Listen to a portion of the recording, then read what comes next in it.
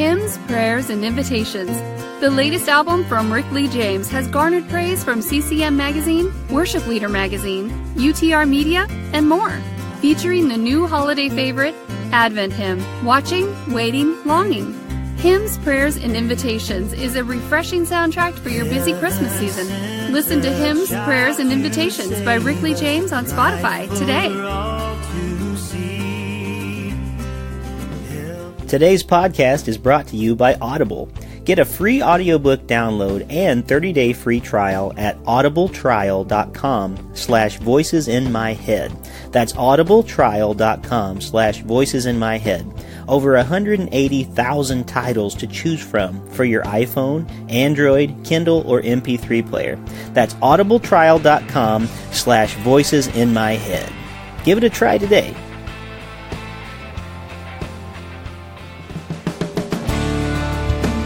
Welcome to Voices in My Head, the official podcast of me, Rick Lee James. I'm a recording artist, a singer, songwriter, an author, a worship leader, and an ordained minister in the Church of the Nazarene. The Voices in My Head podcast is your source for discussions on music, literature, movies, pop culture, theology, and more. Now sit back, relax, and listen to the latest episode of the Voices in My Head podcast. And don't forget to let the voices in your head be heard by following me on Twitter at Rick Lee James and sharing your thoughts about today's show. Welcome back to Voices in My Head. As always, I am your host, Rick Lee James, and I'm so glad that you could be here with me today for this episode. This is an episode that comes to you from my rolling office, also known as my car. I'm trying to figure out what that scratching noise is. I'll try not to have that happen too often. I'm driving today. This is one of those episodes where I wish I had a guest, but I don't. It's just me today, and I wanted to take some time to share a few things with you that are coming down the pike in 2017, and maybe even share with you a couple things that have had a big effect on me in 2016, just from the standpoint of things that have really moved me and have been influential in my life. I hope it's been a good 2016 for you. It's been an interesting year for me. I think it's been an interesting year for many of us.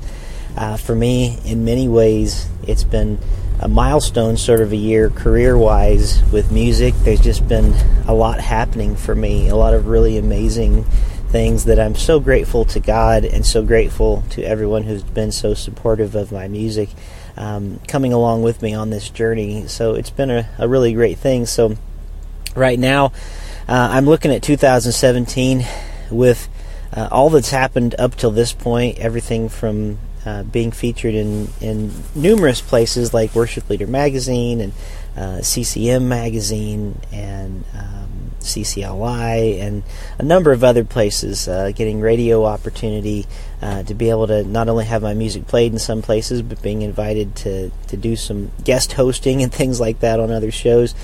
This year has been sort of a milestone year for the podcast that at one point I actually don't check the charts very often, so I don't know where we are now, but we did break into the top 10 for religion podcasts in 2016.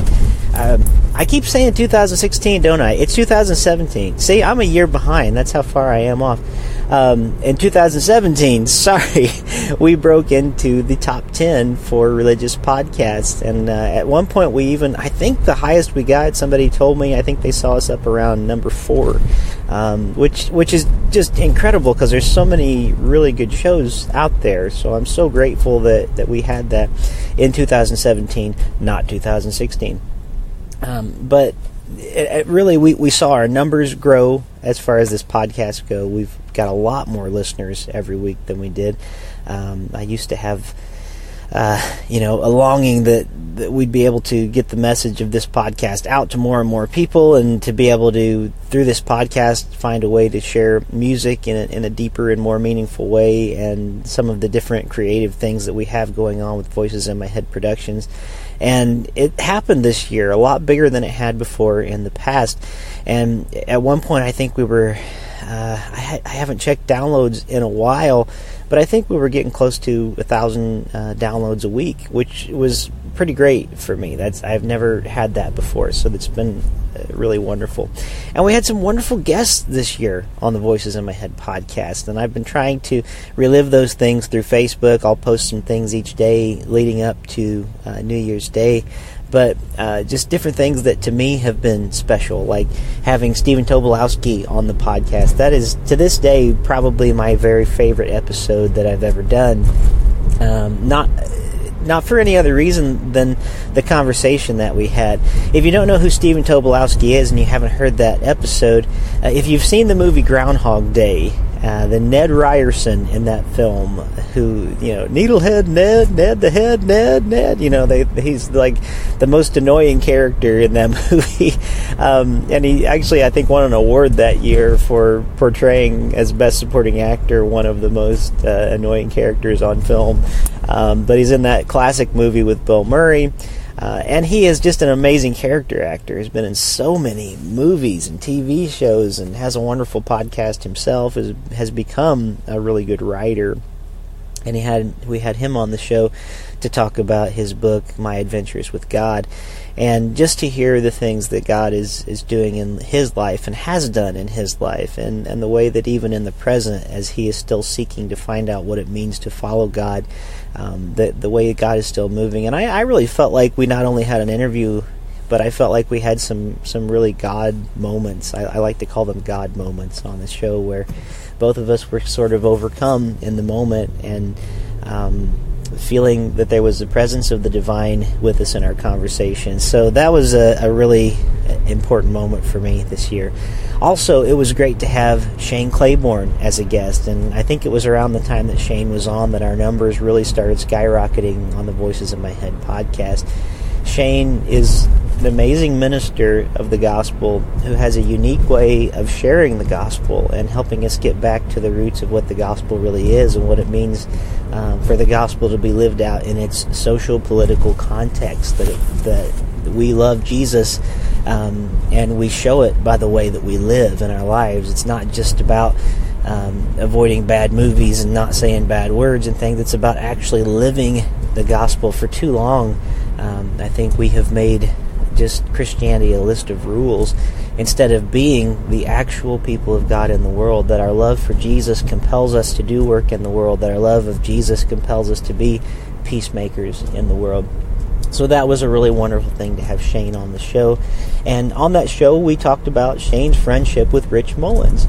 And that was the reason that I had him on the show in the first place. And that leads into another amazing moment for this 2017 year, was having Rich Mullins' brother, David, on the podcast, along with Andrew Greer and Randy Cox, who came out with this book together, Winds of Heaven, Stuff of Earth. And we were able to do that show on the Voices in My Head podcast live from Nashville at the bookstore on the day of the release, which was the 20th anniversary of the day that Rich Mullins passed away. And that was a really great experience for me. It was wonderful that night to be able to be there for the book release and to get to hang out with Rich's brother and to be encouraged. And he's a really neat guy. I guess that's the closest thing I'll ever get to hanging out with Rich Mullins is hanging out with Rich's brother, who couldn't have been nicer, who couldn't have been more of a generous soul, I guess I would say, and someone that has meant a lot to me, and I enjoyed getting to know him a bit. And, hearing people like Cindy Morgan tell stories about Rich that night at the book release, and hearing them do some music live and share some of the music that we never got to hear from Rich Mullins before, like The Joy of Jesus, which was released on the day that we did that book release. And The Joy of Jesus, of course, you can find it on the radio now. It's a Rich Mullins song, but it was recorded by Matt Maher, Mac Powell from Third Day, and Ellie Holcomb. They did this really great trio on it, and it's a beautiful song. And then right along with that, in 2017, if you've listened to the podcast, I was asked to record one of Rich's unpublished songs. And I went to New York in November. We recorded it along with one other song that's an original that I wrote. And I'm happy to tell you that just minutes ago, I heard what I think is going to be the final mix of that song. That's how close we are to being ready for people to hear this song. And it sounds... I don't know how. I don't want to sound braggy because it's my song, but it sounds amazing. I mean, it's Rich's song, but it's my recording of Rich's song, and I can't believe that I have the opportunity to just sort of be a part of the Rich Mullins legacy in that way by recording his song Thunder, which had never been published before. So we are close. So in 2017, I get to be a part of publishing an unpublished Rich Mullins song. It's recorded. The mix is almost finished. We're just about ready to put some videos out that talk about the making of, showing you some behind-the-scenes things that we recorded in New York when I was in Old Bear Studios. And I have to give a big shout-out to Chris Hoisington, my producer for this new project, and everybody at Old Bear Studios, because you did a wonderful job and are still doing a wonderful job. You're amazing musicians and amazing people, and it's my honor to get to work with you. That being said, 2018 is coming. I think I have the year right now, right? We're almost to 2018 at the time of this recording. And by the way, my New Year's resolution should probably be to write the correct year, because if you're like me, every time the year changes and every time you have to put the date down on something, I'm still writing the year from before. Apparently, I'm 2 years behind at this point in my podcasting talk. But I digress. Moving on into the next year, into 2018. One thing that I hate, but we're gonna have to do it. I know it's always an awful experience for me because I hate it, but it has to be done. It's the only way I can think to get a project made. I have to start doing some fundraising, and so you're going to hear me talking more about it here on the Voices in My Head podcast, because all total we're going to need about $10,000 to be raised in order to do this project the way that we would like to, and to do the release in the way that we would like to. And so we've got 2 songs already recorded. We've got 8 to go. I've already paid about the first $2,500 out of my pocket, so the coffers are empty on my end of things. So we're going to have to start doing some fundraising. But I think with that, I've got some neat ideas for some fundraising. We're going to probably be using Indiegogo close to the new year, not right at New Year's, because we're still formulating some plans. It takes an awful lot of work to do a successful crowdfunding campaign. But one thing that I hope to be offering to donors at a certain price is vinyl records of songs from hymns, prayers, and invitations. I was able to, it looks like, probably get about 10 of those as of right now, with music from the songs that we've recorded videos for. And I had enough space on the vinyl records to do some small ones with, like, an A-side and a B-side, 2 songs on each side. And you're really only supposed to do 1, but I'm trying to give 2 songs on each side, and so donors at a certain level are going to be able to get those limited release vinyl records of songs from hymns, prayers, and invitations. So it'll have songs like Christ is Lord, Christ Before Me. It'll have More Than the Watchman. It'll have Advent Hymn. It'll have The Invitation. I believe those are the 4 that have been selected for that vinyl project. So in the funding of this new record, be looking for cool things like that you'll be able to get as incentives for giving towards this new project. Basically what we do, if you've never seen or been a part of a crowdfunding project before, in order to raise money, we ask people to give towards the project, and we give them things in return. Things like free music, or autographed memorabilia, or things like this vinyl record, which there's only a very few copies made. Or we might give coffee mugs or t-shirts or things like that, in addition to the music that you'll get when the new album is released. And that new album will include the new music from Rich Mullins, as well as a bunch of original music by me. So be watching for that in the new year. It's coming. I would always appreciate your help and your advice, any of it that you wanted to give on doing things like that. Once we start funding and doing this campaigning, my listeners out there, I'm going to need your help to share about it on everywhere social media. I'm not ashamed to ask for help because I know I can't do it by myself. But I'll need you to post things on Twitter and Facebook and maybe email friends and maybe tell friends about it and just find ways to get the word out about projects like this, because it just doesn't happen. You just don't raise $10,000 on your own without the help of other people. I'm nervous we won't get it and I'll have to take out a huge loan or something, but I'm hoping that won't happen. I hope we can treat this like enough pre-orders that we'll be able to pay for the project and then get the order to you first before it releases to the world. Anyway, enough about fundraising talk. A couple more things that have had a really big influence on me. Those are things that are coming up down the road in 2018. One other thing before I talk about things that had an effect on me this year. One thing that I've been told is happening very early in the new year. I'll have to keep you posted. If you have a Lifeway Christian store near you, I hear that there's going to be a new album called Resurrection Hymns, just in time as we move into the Lent and Easter season. And the Resurrection Hymns is going to be featuring my song, Christ is Lord, Christ Before Me, on it. And it's going to be an exclusive Lifeway Christian Stores release. So this will be my third, I think, CD where I've had music in the stores at Lifeway stores where they have been exclusive releases. So I'm really excited about this one. So if you have a Lifeway store near you, be watching for that. I'll try to make an announcement about it here on the podcast. Two things that have had a big effect on me in this year. Things that I have found to be quite wonderful. They are both movies, actually.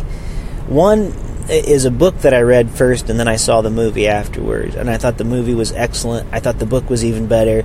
And I usually don't talk about young adult books, YA books as they are called, because I just don't read that kind of book for the most part. I'm trying to read things a little bit more on my level. But this was one that was just so intriguing to me because of what it means to people who are followers of Jesus and the way that we are to be in the world. It's a book called Wonder. And if you've never read the book Wonder, I really strongly encourage you to read this book. Wonder is a story of a little boy named August, or Augie, as they call him. And he is born with an extreme deformity in his face. It's actually, if I remember the details right in the book, it's actually, he won like the genetic lottery, but it was not a good win. It was something that could have happened just as easily to his sister. It's apparently a gene that both his mother and his father carried, and it was like a 1 in a million thing, and he had this deformity that happened to him. And in the book, you see Augie as, the description anyway, is someone that's just terribly deformed, so much to the point that everyone looks away from him whenever they see him. And he can tell this. Augie is this little boy, elementary school age. He's been homeschooled his whole life. He's had a number of surgeries to try to correct his deformities, to try to help him even be able to eat and breathe like he is supposed to be able to as a normal human being. And he just has had a really hard time in life. He likes to wear a helmet around so that no one can see him, so that he can hide. He wants to be invisible. And the book is about him being a person who is extremely deformed and has to start school because they just feel like his parents don't feel like they can keep him away from the real world, so to speak, any longer, that he's going to have to get out there and face it. And it's really, if you're a parent especially, it is an incredibly heartbreaking but also hopeful book. It's incredibly moving because you know that there are people out there with this particular disability, and it's no fault of their own, and you feel terrible about it. And you start thinking when you're reading a book like this of all the ways that you have reacted to people that you consider different in your life. You see through the eyes of Augie that he is just a normal little boy. But to everybody else who sees him, he's almost this deformed-looking monster. And he desperately wants to be a little boy, and he desperately wants people to see him for who he really is. And it has a lot to say about the way that we see other people. I've thought things as I was reading the book. And by the way, for me, it was an emotional book, a real tearjerker. And I'm not exaggerating when I say I had to stop reading it a few times to wipe the tears away, because you start thinking in your own life of, have I ever treated people like this? Because I perceive them as different from me. And you think of everybody, not even just people who are deformed, but just people you perceive as different. People who are bound to wheelchairs will tell you that people often ignore them and kind of look away from them and act like they're not there because they don't know what to say. Or people who are dwarves or little people, they will often tell you that people just kind of ignore them and pretend they're not there. And it really it dehumanizes them in many ways. And so this book, Wonder, as much as anything, it humanizes a person that in real life gets dehumanized. And it's a really wonderful story. And the book and the movie both, they don't just stop with the character themselves, but you realize the effect that this has on other people in Augie's life as well. Like Augie's sister, you see the effect on Augie's friends, you see the effect of just different people around, and even the people who maybe are the bullies of the story, you start to see from their perspective a little bit. And the book has a real way of humanizing everyone in a story. What we want to do oftentimes when we're reading stories is we put everybody into categories. This is the bad guy, this is the good guy, this is the hero, everything's black and white. And what this book Wonder does, and the movie does it somewhat too, is I think it also humanizes the villains of the story and shows us that any of us can be the villain if we're not careful, but for the grace of God go any of us to that place. So that's something that I just wanted to recommend to you, that as I look back over this past year, that is a book that really tugged at my heart more than probably any other book that I read. And I think I read 100 books or more this year, and there was a lot of really good ones in that pile. But the book Wonder, if you have a chance to read it, I can't recommend it enough, especially if you're a person in ministry and you're trying to disciple people into what it means to be the people of Jesus in the world, what it means to be a disciple. Part of that calling is to go to those in the world and to befriend and to love and even make family of those who are friendless and to those who have been cast aside. And if nothing else, it made me rethink again not only my role as a parent, but my role as a Christian in the world. And I know that probably wasn't the intent of the author, but looking at things through the worldview as I do as a Christian, I just can't help but see it there. And the way that we love people like Augie in the book is the way that we are loving or not loving Jesus in the world. So if you get a chance, read the book Wonder. And if you can't get a chance to read the book, go see the movie. It's also very good. It might be a really good... It's not a Christian film, like it's not a faith film in the sense that a lot of those corny faith films are made. It's better than most of those, honestly.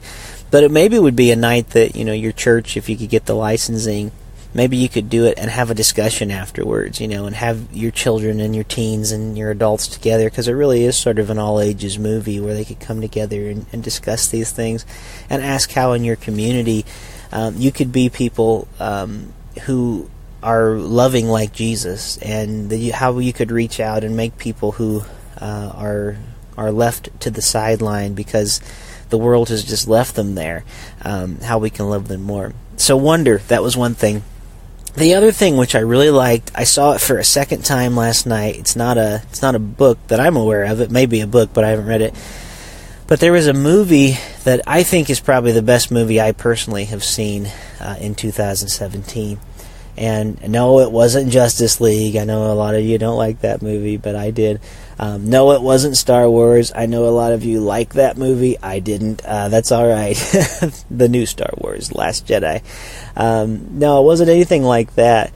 It was this movie with a unique story, and it's a Pixar movie that gets back to doing what Pixar does best, and it's a movie called Coco.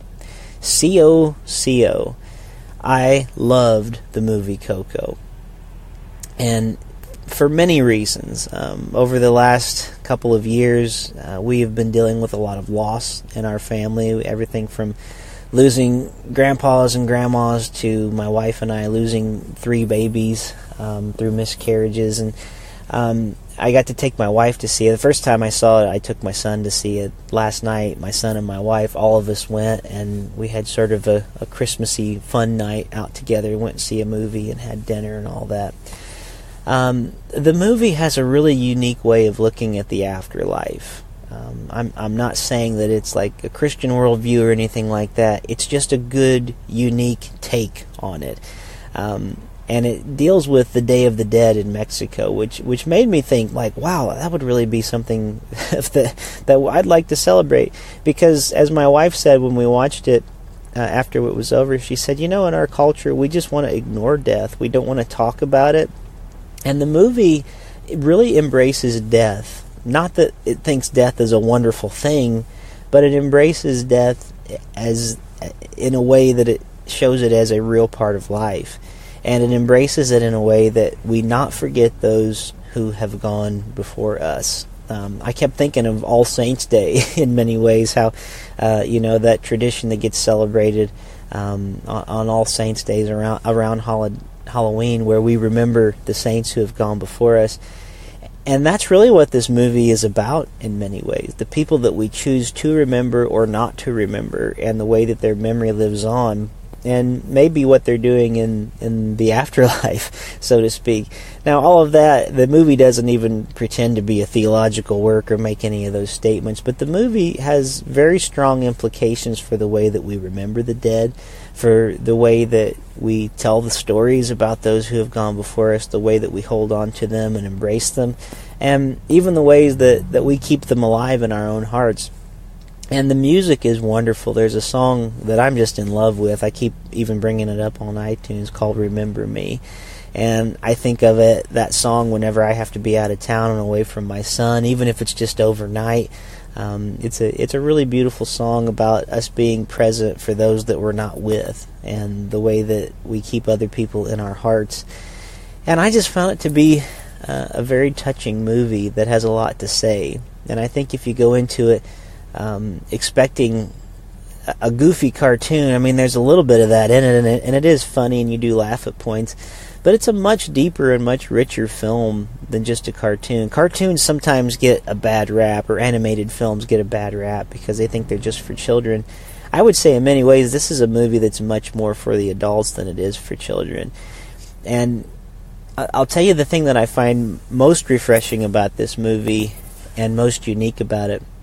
Coco is actually not the main character. Coco is the grandmother who is old in this film. She is possibly dealing with senility in some way. We don't know if she has dementia or Alzheimer's or what it is, or if it's just that she's really old and tired and just doesn't remember things very well. She doesn't seem like she's going to be a key character of the film, but by the time the movie ends, I think that Mama Coco actually steals the show and actually becomes maybe one of the brightest points of the movie. And I got thinking, how often is it that we would see a film that glorifies the elderly in our society and lifts them up, especially the elderly who are not really in their right mind anymore, who so often we just pass over and don't give any thought to. This movie is very unique in the sense that it gives her the utmost importance, that she is a matriarch of the family, that she is someone that the family loves and respects and cares for and makes of the utmost importance. And really everything they do is as in honor of this woman who is so elderly, named Coco. And it's very rare that we find films like that. And I applaud that, and I think it's something that we need to applaud as people in the church, who we say we are pro-life, and if we just say we're pro-life just because we care about unborn babies, then we're not really pro-life. We're pro-fetus, I guess. We're pro-birth. But pro-life is from the womb to the tomb, and this is a movie that is pro-life. Even though much of it takes place in the realm of the dead, it is a pro-life movie, I think, and I mean that in the best possible sense. in that it shows all of life to be precious, and that those who have even passed on, that they are worthy people who are worth us remembering and worth us thinking about, because they lived and they breathed and they walked this earth and they offered something and contributed something to us. So if you get a chance, I recommend Coco. That movie moved me in profound ways that most movies hadn't this year, and it was really a refreshing thing to go to the theater and have that kind of experience. And my wife and I both were, wiping away tears at the end of the movie, and we're thinking about the babies that we lost, we're thinking about grandparents that we've lost, we're thinking about friends who are even right now suffering with loss.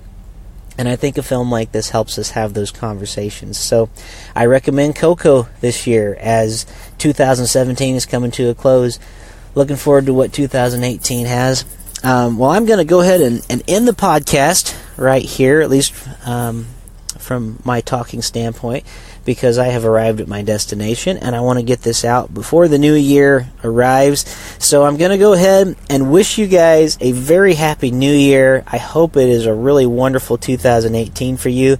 Let's walk this year together. I'd love to get your feedback. Make sure you send me messages on Twitter if you've been enjoying what you're hearing. We do have some great guests lined up. People like Jesse Middendorf coming up, Joshua Broward. These are all guests that are coming up on a new show. We're going to be talking about a new book called Edison Churches, coming out from the Foundry, the Nazarene Church's new publishing house. We also have some other great guests coming up. We are planning on a show with Randy Cox and Phil Nash and Lowell Alexander, people who used to write with Rich Mullins. We're hoping to do a special pay-to-listen-to podcast with these guests, where we're going to talk about the lost songs of Rich Mullins and the process of getting these unpublished songs made. And we want to do that as something that we can sell as a way to raise funds for the new record, and we're going to make a really special podcast with it. I have a few other things in the work that I can't talk about just yet, but I think it's going to be an exciting 2018, and I'm so glad that you're here on this journey with me. And please journey with me. I mean, I want to hear from you. I want us to make this an interactive thing as much as we can on the podcast, so thank you so much. And I'm going to end with this promo about Podbean, because a lot of you are doing podcasts yourself, and I applaud that. I think it's wonderful. So many of you have sent me messages this year asking how to get started podcasting, and Podbean is my way of helping people do that. It's an easy interface for you to use, whether you're a church, whether you're an individual, whether you want to make podcasts from anything about anything. You want to do a comic book podcast, do it. If you want to do a podcast about baptism, do it. If you want to do a podcast about worship leading, do it. Podbean can help. So I'm going to close out this time with a promo from Podbean that allows you to sign up for Podbean at a reduced rate, but also it gives a little bit of help to my own podcast. So thank you so much for listening to Voices in My Head, and thank you for being the Voices in My Head this week. God bless you guys. Happy New Year. Have you ever thought to yourself, man, I'd like to host my own podcast? Well, guess what? You can go to podbean.com/voices and get everything you need to create, manage, and promote your podcast. I use Podbean every week for Voices in My Head. There's easy uploading and publishing tools, stunning templates, custom domains, social and promotional tools, an embeddable podcast player, monetization tools, and more. It is your all-in-one podcasting solution. With Podbean, you can create professional podcasts in minutes without any programming knowledge. Best of all, everything is mobile-ready right from the start. So go to podbean.com/voices. And when you sign up, use the code VOICES and you'll get a sizable discount. Podbean, for your home podcasting. Thank you for listening to Voices in My Head.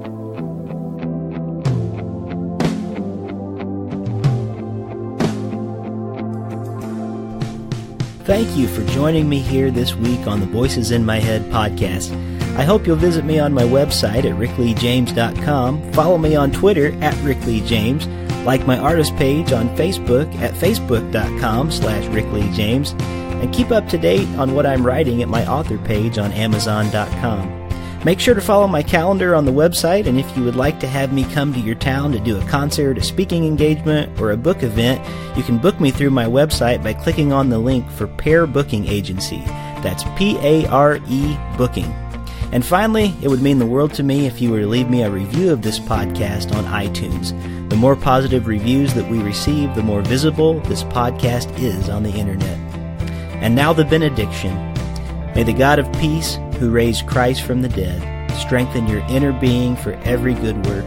And may the blessing of God Almighty, Father, Son, and Holy Spirit rest upon you and dwell within you this day and forevermore.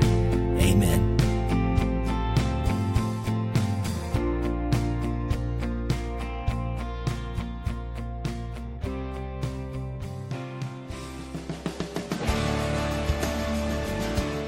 Hymns, Prayers, and Invitations, the latest album from Rick Lee James, has garnered praise from CCM Magazine, Worship Leader Magazine, UTR Media, and more. Written and arranged using hymnals and prayer books for inspiration, this collection of 10 modern hymn-like worship songs will inspire individuals and congregations to draw near to the heart of God. Highlights include Christ is Lord, inspired by St. Patrick's Breastplate Prayer, Advent Hymn, and the Communion Hymn, The Invitation. Worship leaders will be glad to know that all songs on the album are published through Lifeway Worship. Find Hymns, Prayers, and Invitations on Amazon, Spotify, Apple Music, CD Baby, and at rickleejames.com.